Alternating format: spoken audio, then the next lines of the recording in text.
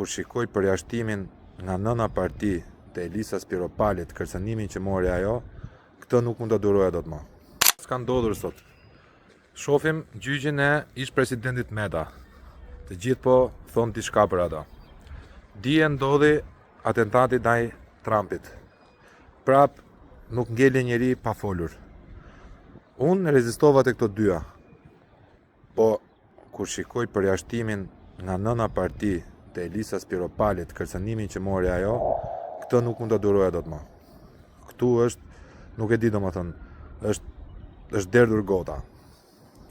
Po si më valla, e vetmja parti që kemi në pushtet, e vetmja parti që po na çon drejt Bashkimit Evropian, drejt ndriçimit, filloi lufta. Po s'u kënaqem neve me luftën mrena PD-s.